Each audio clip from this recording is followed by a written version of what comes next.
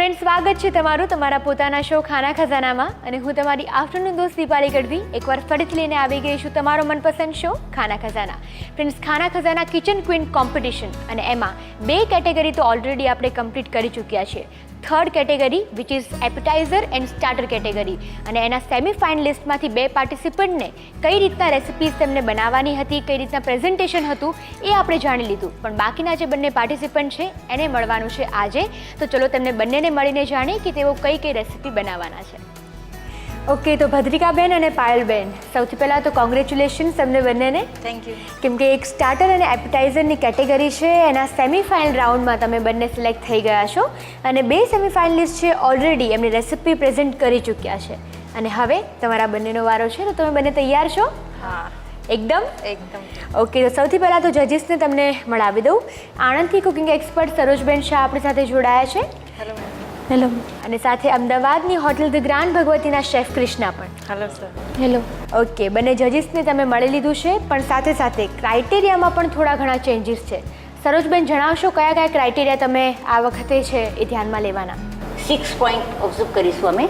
પહેલું તો test, presentation કેટલી હેલ્ધી છે, પછી ઇનોવેશન શું છે, એની મેથડ શું છે, જે ટાઈમ લિમિટેશન, જે કામ કરવાનું તમારે વે ઓફ વર્કિંગ કેવી છે, ક્લીનનેસ કેટલી છે. બિલકુલ. સરોજબેને જેમ જણાવ્યું 6 પોઈન્ટ્સ અને બાકીના જે 4 પોઈન્ટ્સ છે એઝ ઇટ ઇઝ છે પણ બીજા 2 પોઈન્ટ્સ એમાં એડ કરવામાં આવ્યા છે. ક્લીનલીનેસ, સ્વચ્છતા ખૂબ જ જરૂરી છે અને સાથે સાથે ટાઈમ લિમિટ. टाइम लिमिट कितनी हम देंगे शेफ, आप बता देंगे? हम 30 मिनट का आपको टाइम लेवल देंगे. ओके, और कौन कौन से पॉइंट्स है जिस पे आप ज़्यादा थोड़े स्ट्रिक्ट होंगे और ऐसे पॉइंट्स? मेन तो क्या टेस्ट के ऊपर है और मेथड है और इंग्रेडिएंट्स है जो आप क्या यूज़ कर रहे हैं और टाइमिंग है और हाइजीन है, साफ़ सफाई, क्लीननेस है. ये 6 चीज़ें जो आपको मेन ध्यान पे रख के काम करना है और टाइम के अंदर प्रेजेंट करना है आपको. मेन वो है कि टाइमिंग अभी ऐड कर दिया है तो टाइम के अंदर ही सब कुछ होना चाहिए. वो सबसे ज़्यादा इम्पोर्टेंस इस बार रखेगा. Thank you so much chef. Thank you Sarojben. જે ક્રાઇટેરિયા છે એ તમે બધા જ જણાવી દીધા છે અને આઈ હોપ કે કોઈ તમને ક્વેરીઝ નહીં હોય કેમ કે ટાઈમ લિમિટ 30 મિનિટ્સમાં તમારે જે છે એ કમ્પ્લીટ કરવાની છે રેસિપી. તો તૈયાર છો? બિલકુલ. તો સૌથી પહેલાં તો એ જણાવી દો તમે કે શું બનાવવાના છો. હું ઓટ્સ સાગો બોલ્સ બનાવવાની છું. ઓકે, અને તમે? Green chickpea balls.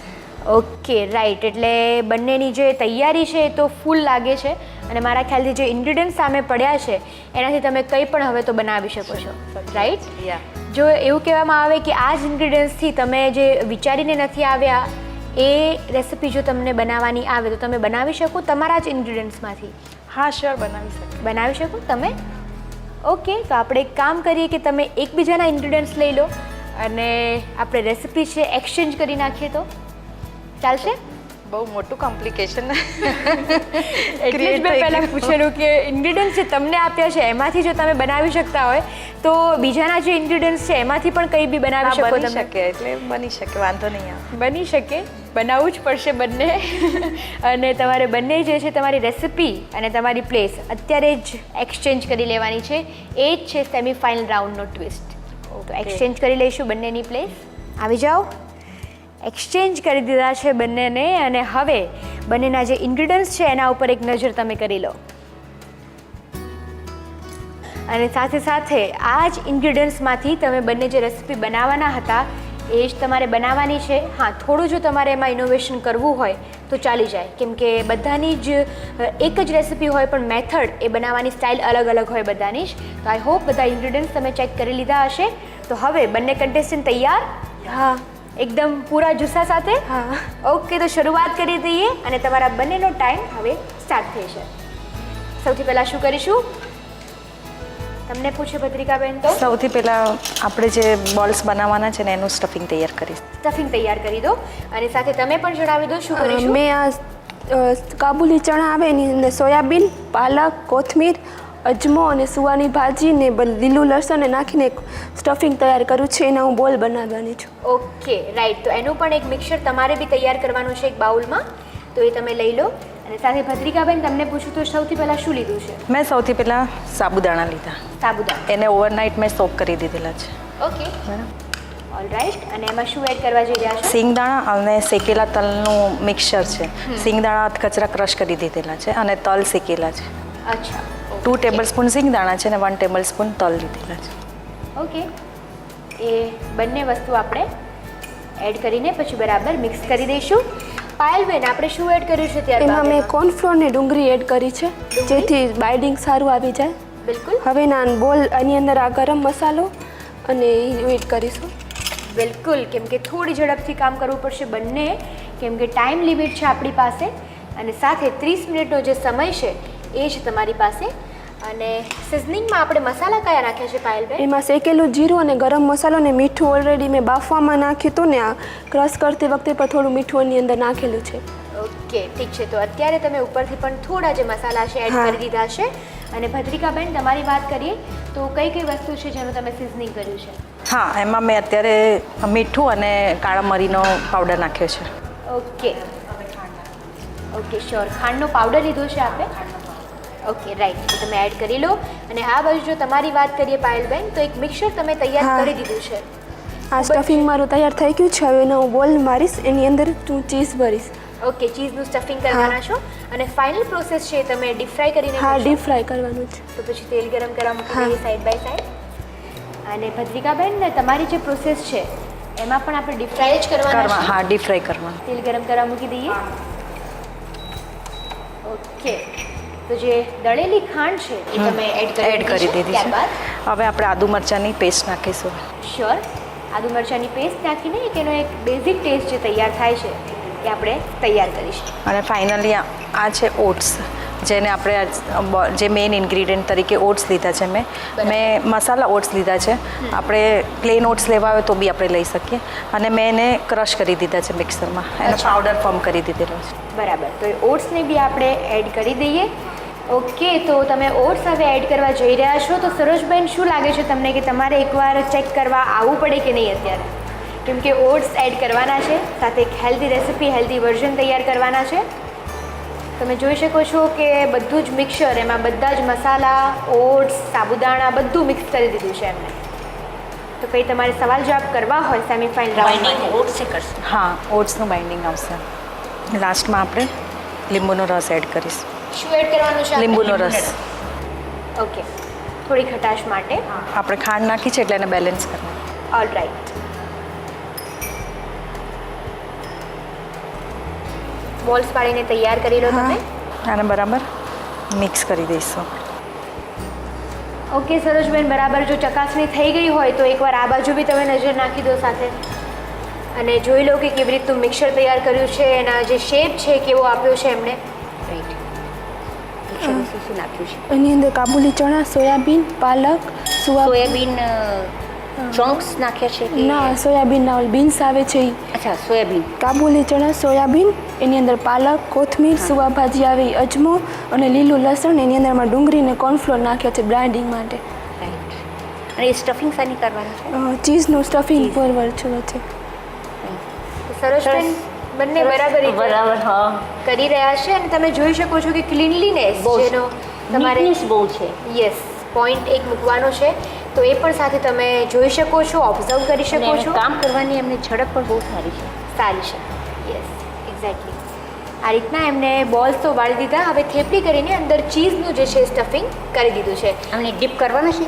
હા, ડીપ ફ્રાય કરવાના છે. નહીં, કશાકમાં ડીપ કરીને નાખવાના છે કે ના, આ ડાયરેક્ટ? સોજીમાં રગદોળીને. ઓકે, ક્રન્ચીનેસ આવી જશે. હા.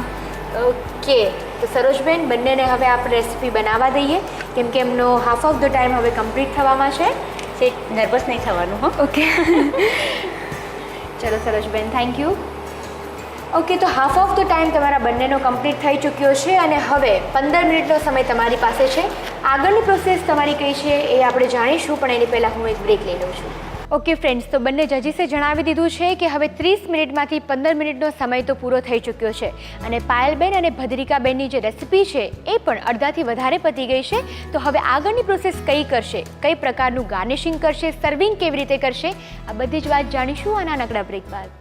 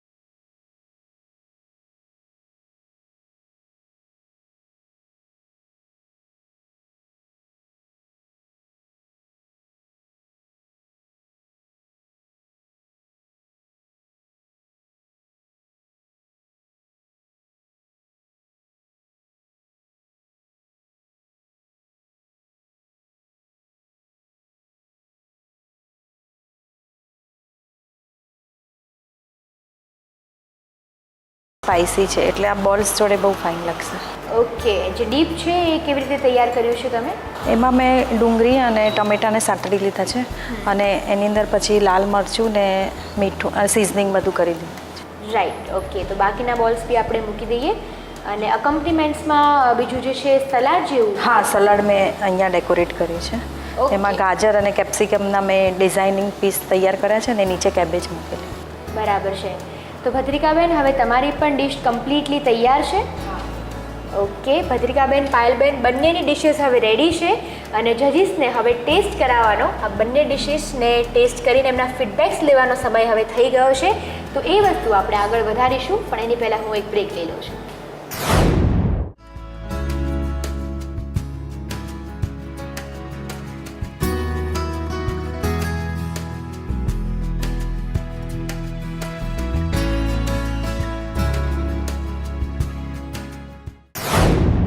ઓકે ફ્રેન્ડ્સ, તો હવે ખૂબ જ ટૂંક સમયમાં હું તમને જણાવીશ કે 4 સેમિફાઇનલિસ્ટમાંથી એ કયા 2 લકી કન્ટેસ્ટન્ટ છે કે જે ફાઇનલિસ્ટ એટલે કે ફાઇનલ રાઉન્ડ માટે આગળ જવાના છે. પણ એની પહેલાં જજીસના ફીડબેક્સ લેવાના બાકી છે. જજીસના ફીડબેક્સ અને કમેન્ટ્સ જાણીશું after this very short break.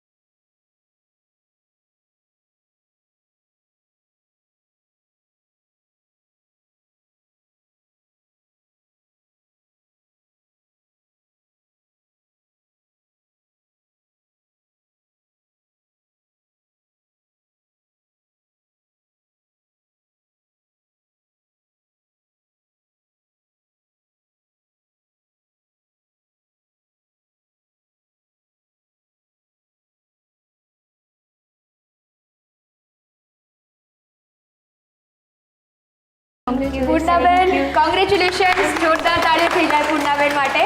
અને જે બીજા આપણા फाइनलिस्ट છે એ પૂર્ણાબેન છે।